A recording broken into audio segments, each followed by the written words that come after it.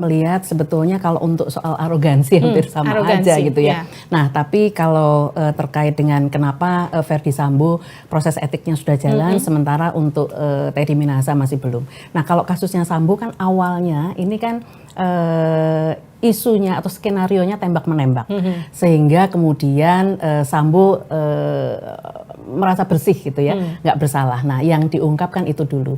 Nah, kemudian ketika ini terjadi ada kecurigaan-kecurigaan, termasuk pihak keluarga almarhum Joshua juga sudah mengangkat isu itu, ada kecurigaan bahwa ini nggak benar, tembak-menembak, ini pasti disiksa, dianiaya, seperti itu. Nah, maka kemudian Bapak Kapolri segera membuat tim khusus, jadi cepat menyikapi, kemudian diperiksa semua. Nah, dari situ kemudian ketahuan bahwa ternyata ada kejanggalan-kejanggalan. Nah, dari sini kemudian karena ini melibatkan banyak orang, kemudian diproses cepat etiknya karena pucuk pimpinannya kan Verdi Sambo gitu ya. Nah, oleh karena itu sidang etiknya cepat dan dia bisa langsung diproses. Gitu, nah, kalau Teddy Minahasa pidananya dulu yang kena dia. Jadi pada waktu itu sudah langsung dia diamankan oleh Propam, terus kemudian diperiksa Propam, kemudian kena pidananya ya. Jadi pidananya ketahuan, sehingga ketika pidananya ketahuan dan dia ditahan dalam proses pidana, maka memang harus dipercepat dulu yang pidananya, fokus ke pidana, karena itu ada tenggang waktu masa penahanan. Jadi jangan sampai misalnya nanti Teddy Minahasa diproses etik dulu, baru kemudian pidananya dilanjut, ini bisa bebas demi hukum gitu ya. Oleh karena itu cepat diproses dulu pidananya, ketika pidananya diproses, dia bisa langsung dibawa kasusnya ke pengadilan. Nah, dari situ nanti ketika kasusnya sudah selesai baru akan sidang etik seperti itu. Jadi beda treatment. Bedanya itu ya, karena memang kasusnya juga beda. Bu Pungki, kalau kita lihat nih dari kasus ini kan juga menyeret AKBP Dodi ya.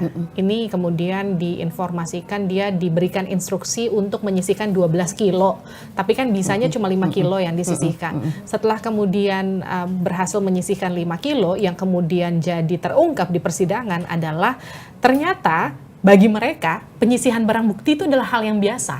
Jadi menyisihkan narkoba sebagai bagian dari barang bukti itu adalah hal yang biasa buat mereka. Itu yang kemudian jadi pertanyaan, Bu Pungki. Seperti apa sebetulnya aturannya? Kacau ini. Jadi nggak boleh, ini kejahatan gitu ya.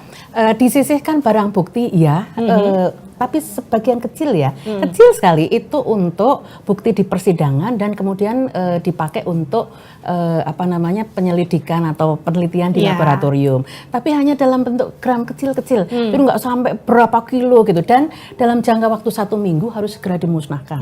Jangan sampai dan orang yang bukti orang yang menyalahgunakan barang bukti ya memang dia pasti harus berhadapan dengan hukum.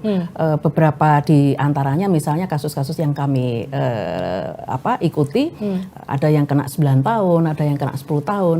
Bahkan kalau ada orang-orang atau anggota-anggota Polri yang terlibat, katakan misalnya jadi backing atau terlibat jadi pengedar misalnya, ancaman hukumannya mati.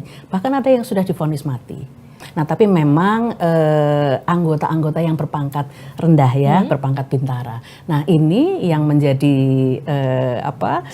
sorotan kan pangkatnya bintang karena jenderal ya, yang harusnya memberikan contoh yang baik, justru mesti harus memberantas narkoba, bukannya malah minta disisihkan untuk kemudian dipakai sendiri. Bu Pungki, kan yang juga terungkap di persidangan kan bahwa sempat ada pernyataan dari Dodi, kala itu koreksi saya kalau salah ya Bu, yang menyatakan bahwa ini bukan kasus pertama penyisihan barang bukti yang terjadi, tapi dulu dia tidak terlibat langsung, kurang lebih begitu ya, tapi dia mengetahui bahwa ada tindakan seperti itu. Memang sebetulnya dalam struktur Polri, ketika misalnya anak buah melakukan kesalahan, pimpinannya juga harus ikut bertanggung jawab. Harus, ya, pimpinan harus ikut bertanggung jawab.